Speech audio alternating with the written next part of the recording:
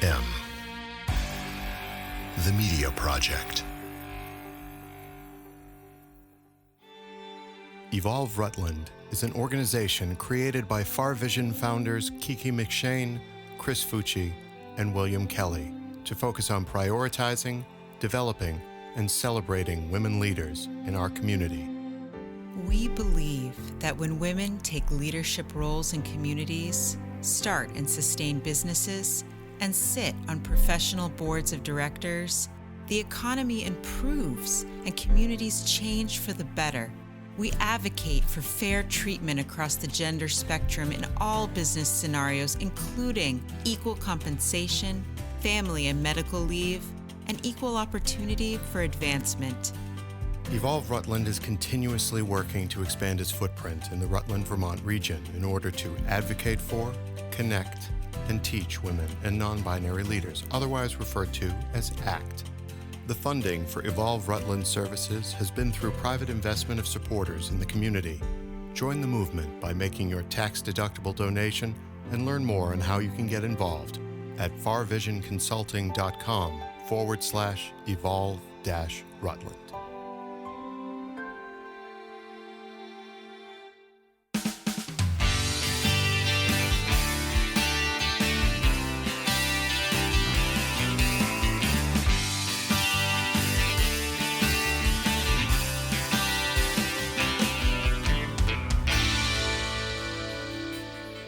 Well, it's a relatively chilly late May evening here in the wilds of Vermont, where tonight I am quite pleased to have in the remote studio, I'll say a longtime friend and a new friend.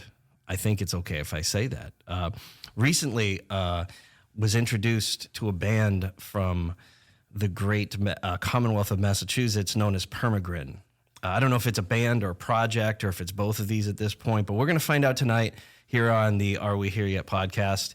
I have on the line right now Steven Harnois and Dan Cummings of the band Perma Grin. Guys. Hello, hello. How you doing? This is an audio only, fellas. You have to talk. You can't just wave, you know. Bonjour. Tell me, Derek, it's great to have you guys here. Tell me, what is this considered? Is this just a special project of the global health crisis, or has this become more than that at this point?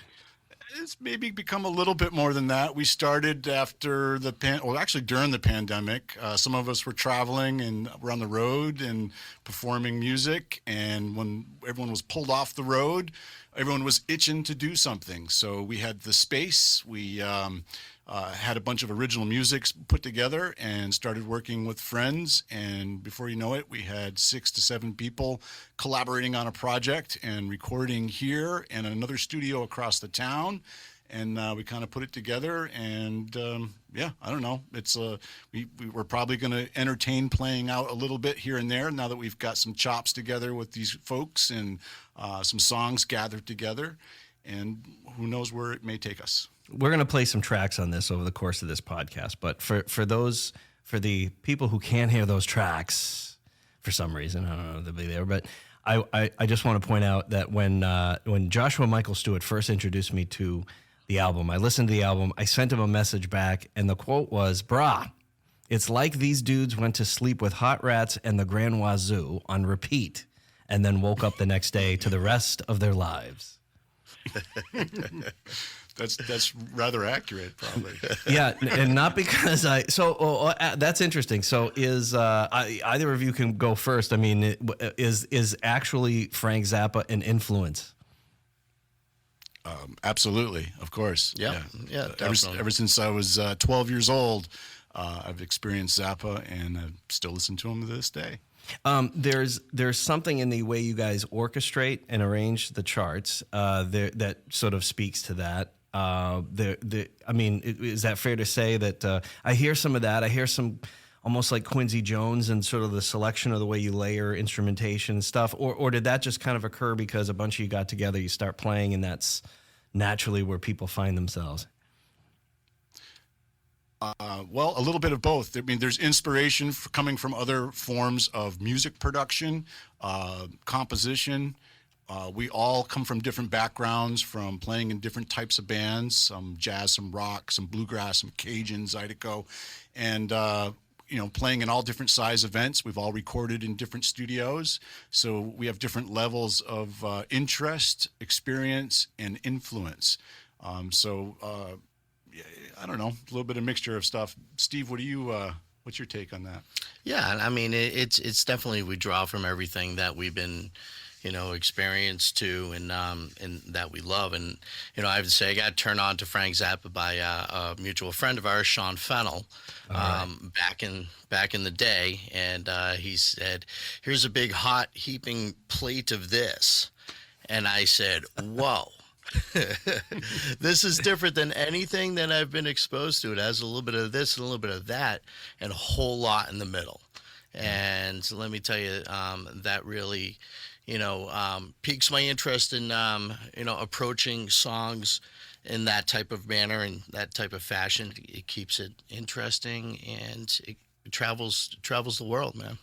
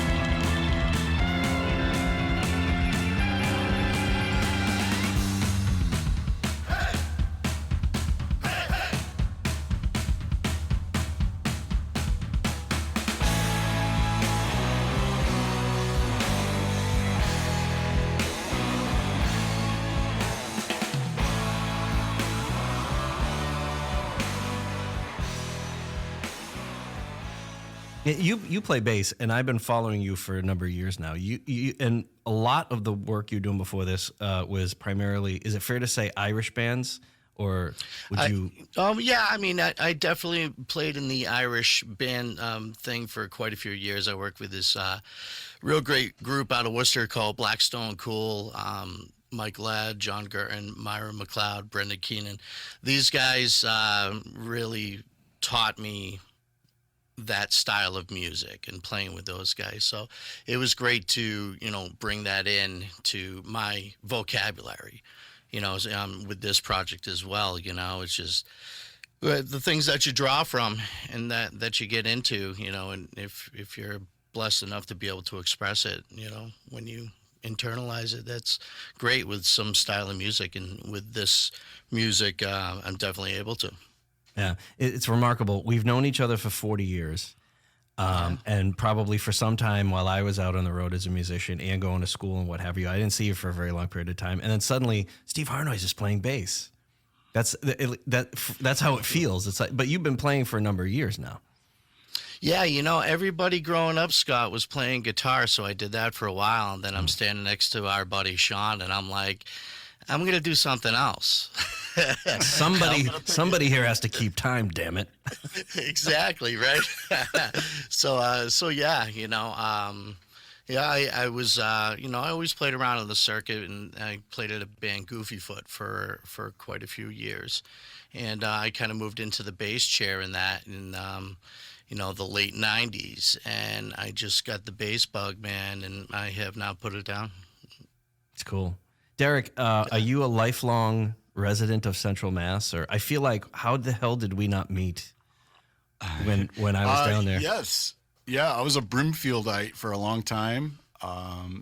Lived in Boston for a brief spell to work with bands and try out for bands and kind of experience the whole Berkeley world over there.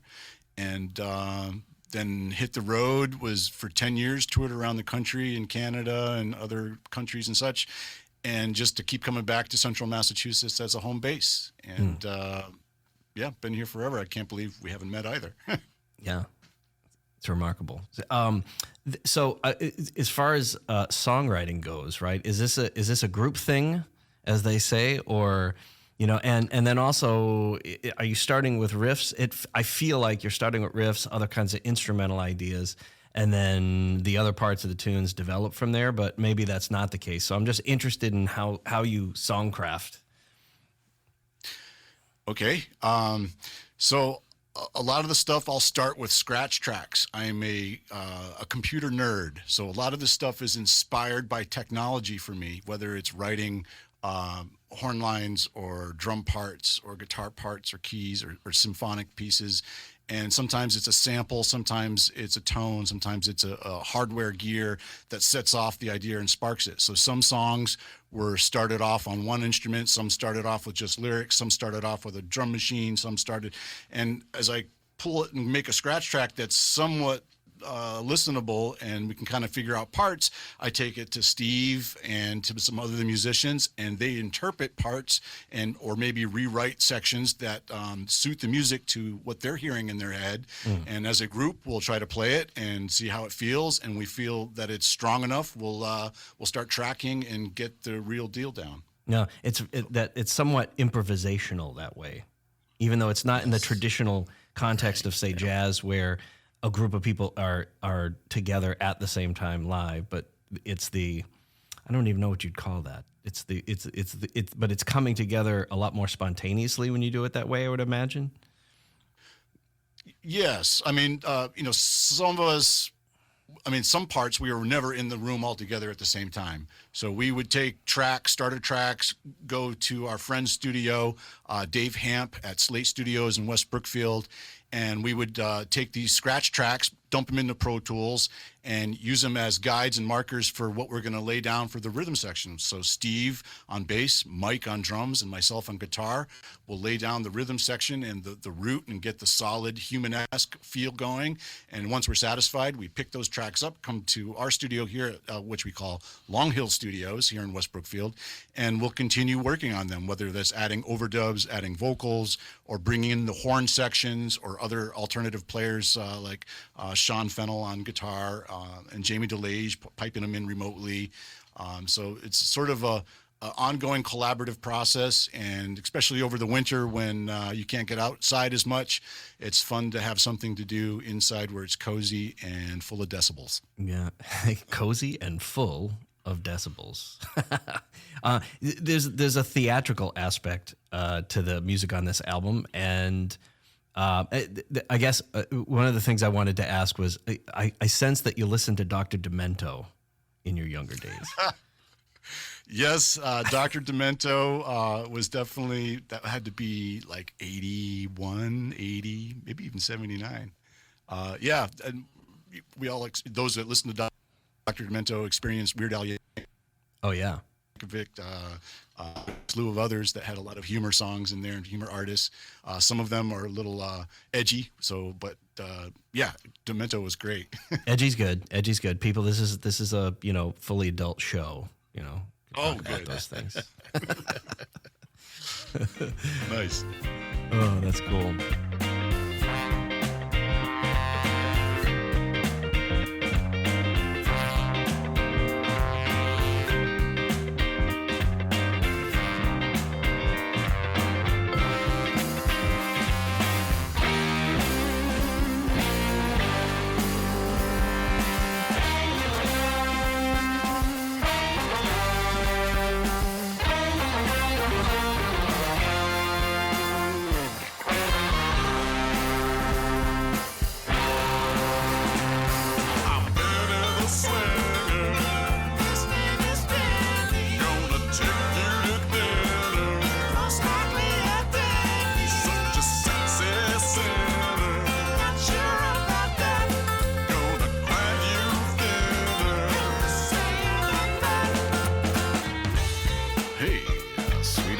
stir you up a martini? No, I'm good, thanks.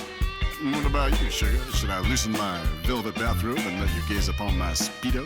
You do that shit, and I'm calling the cops. How about you, pussycat? You ever reach ecstasy while listening to Herb Albert in the Tijuana Brass on vinyl while tongue wrestling on a high shag carpet? What's vinyl, and who is Herb? On second thought, get the fuck away from me. Well, hello, lady. Oh, look at you, all alone in the corner of the lounge. Can I buy you a drink? I don't know, I'm pretty drunk already. Oh, like, hey, you said the magic words. I'm pretty. How about you and me, Benny, take this party to a cheap hotel for an hour or so? What, you really think I'm pretty? Oh, Lenny. No, my name is Benny. Just ask around. All the ladies know me.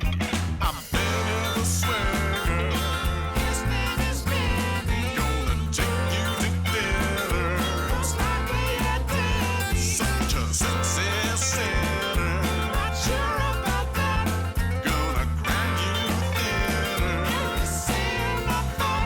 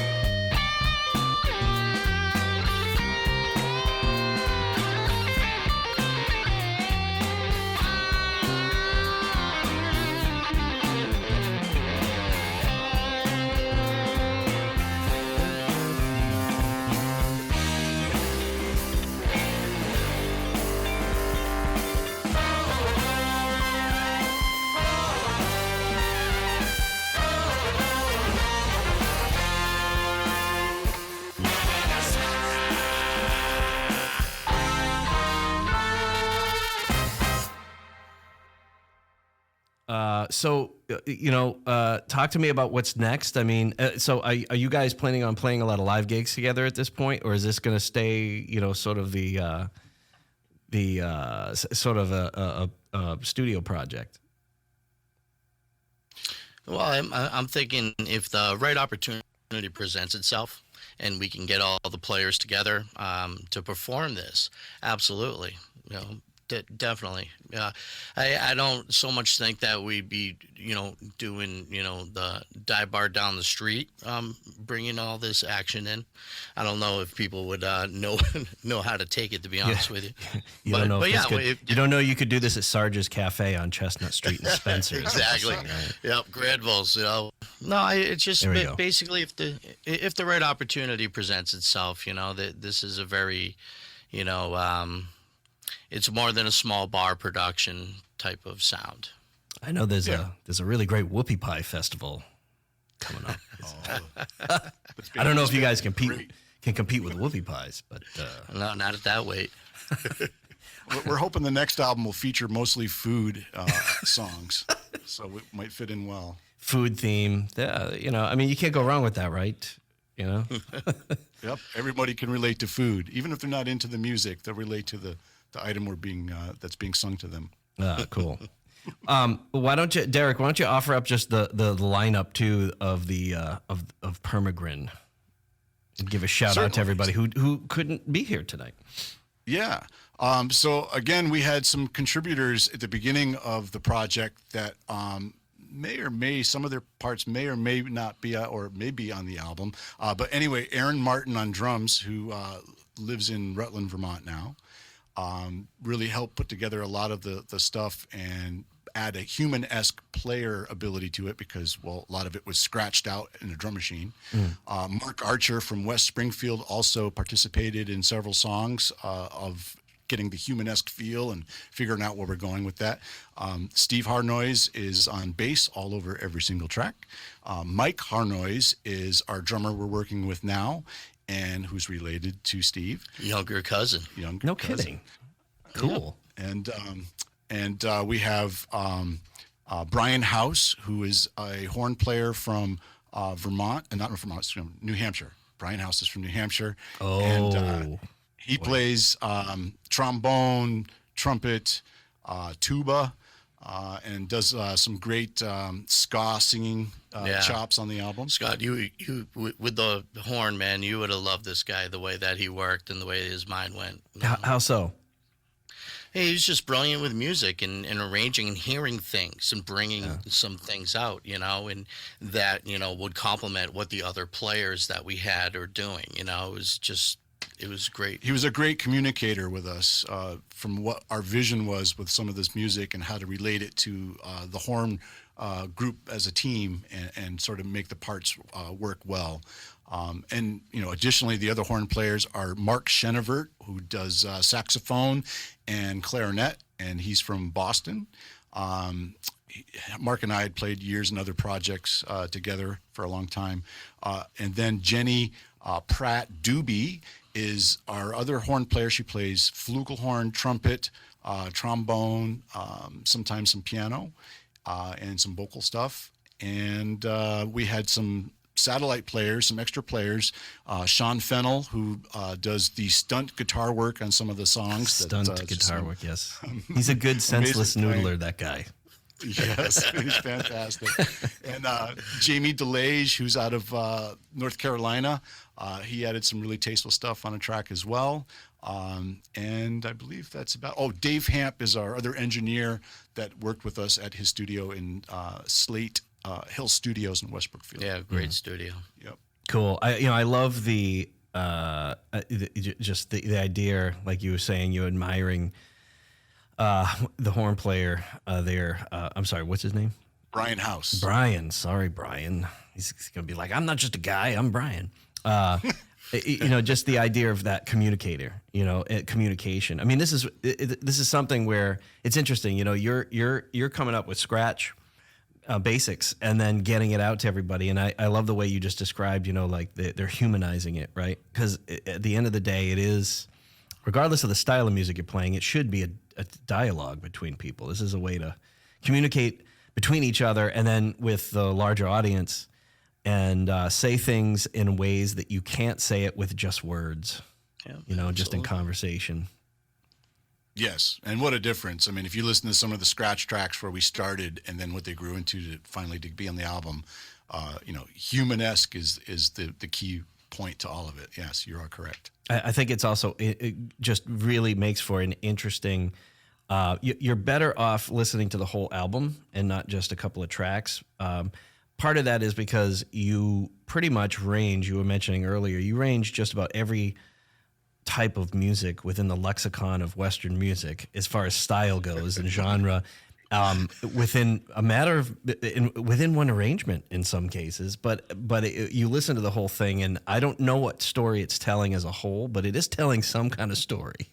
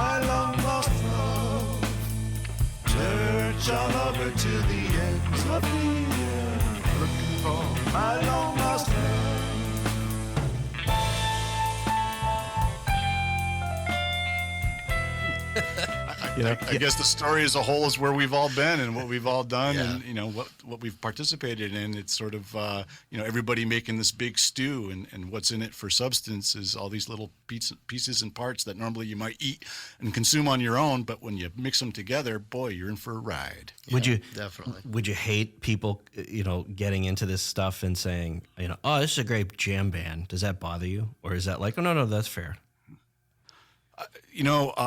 I was in a band. He has to think about it. I was in a band for a long time, and we were labeled for a while as a jam band. And back then, it used to bother me because I'm like, we're not a jam band. We play rock. No, we play jazz. We play funk. We play blues. We don't just play jam band. It's like, oh, wait a minute. Maybe jam band is all those things. Maybe jam band is just sort of that atmosphere of people and how they perceive it. Even though, someone takes a solo, hey, there's got to be a jam band. It's too improv. It's got to be jam band. Yeah. It's like, well, or it's jazz. I don't know. Yeah. I always appreciated people saying, first of all, if you paid a ticket to see us play, I was like, did you pay for the ticket? You can call us whatever you want. But besides that, there's sometimes the jam band moniker, like there's certain people who won't come out and hear you play no matter how much they love the music, because they're like, I don't want to hang out with the jam band crowd.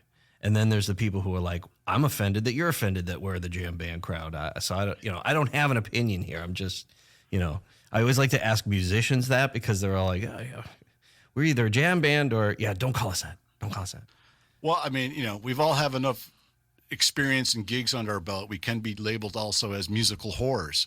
We can, jump to whatever style if a certain show, called for a certain style of music for the most part, or you get to learn how to read your audience and sort of pander and move to their likings and styles that they are anticipating maybe a little bit more, while still keeping some of your integrity of your original music, because maybe you have enough material to float around that, or you change up instrumentation because maybe it calls for more of a country rock night or something. So yeah, it's a little bit of everything, I guess. Yeah, I agree. You mentioned earlier, Derek, your penchant towards tech, and we happen to be, our project here in Rutland, Vermont happens to be,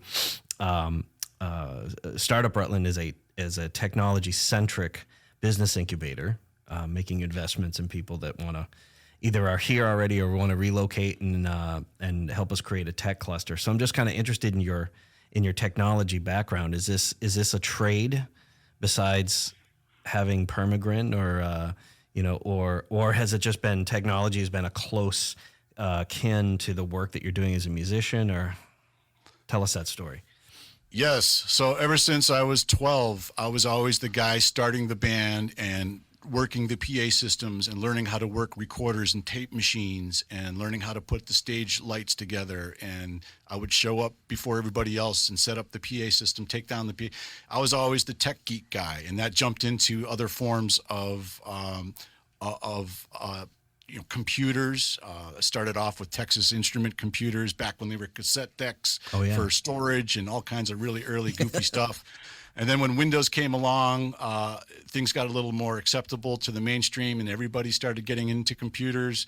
And before you know it, I was finding work not only in recording other bands and learning how to do this stuff, but also creating visual aspects. So creating what's being shown in graphics behind bands, or piping out stuff to television monitors or big screens that were created originally on the computer.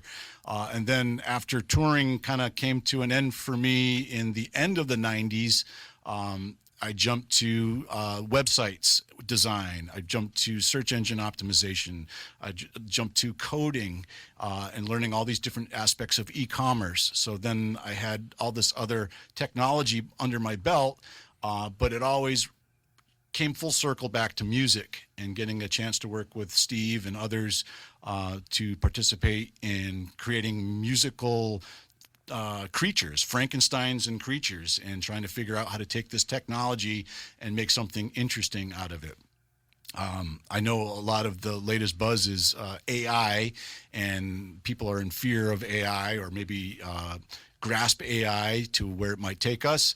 I've been watching and participating in AI advancements in the last year or two, and we like all the artwork that's on the album is all AI generated artwork. We have a different graphic for every song. The album cover was all generated, and it's quite amazing the leaps that have come from that, even from last March till now. Just incredible amounts of progress have occurred in AI technology for visual, for audio, and for text and knowledge.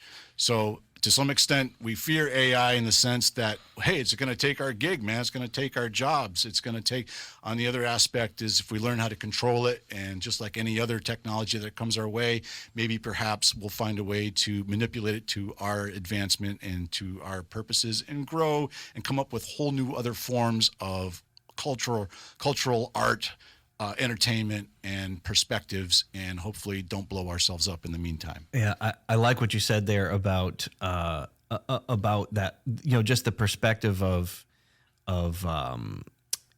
creating something with it. I feel like if there's a void yet to be filled with whatever the AI solutions that people bring to the table are to be put forth. And if we fill it with worthwhile things that are positive for humanity, that's what our time in relation to AI will be filled with. If we do not do that and we just let whatever sort of happen, it'll probably be filled with less than positive things, or less, things that we don't respond to positively. Does that make sense? Yes. Yep. That makes sense. Yep. Well, great, guys. I really appreciate you coming on. Folks that are listening, we're going to have references to find Perma Grin and all these great ladies and gentlemen in this band, get more information on them. But audibly, just why don't you guys give a shout out to where people can find you?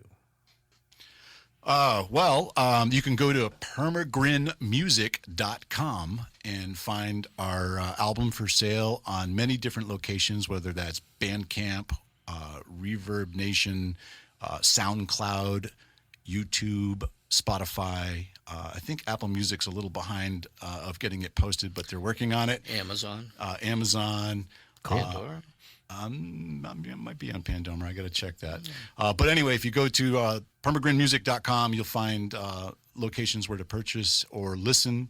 Also to see our videos. We've got a couple videos out from the album. We're working on some more, but these things take some time. But yeah, we'd love to hear any feedback. Tell us how much we suck. We like that. Tell us how we can do better. Now, you no need to be self-deprecating. I'm being serious. I really enjoyed this album. I enjoyed it from the moment I turned it on until the end. That's great, Scott. I've listened to it about 20 times, and it's not just because I was getting ready for a podcast. I mean, I just really enjoyed it. So, I want to say thank you to you guys, and make sure the whole band knows that I say thank you for your creativity and just putting the album together. And I look forward to seeing what comes out of this next. Awesome, man. Thank you. That's really nice of you to say. We appreciate it. Very nice, Scott.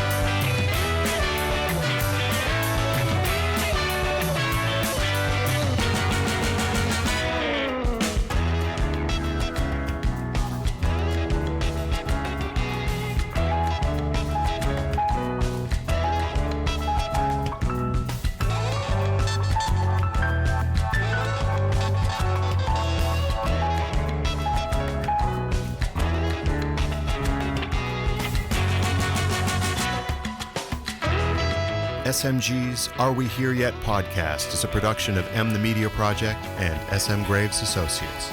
Learn more at smgravesassociates.com.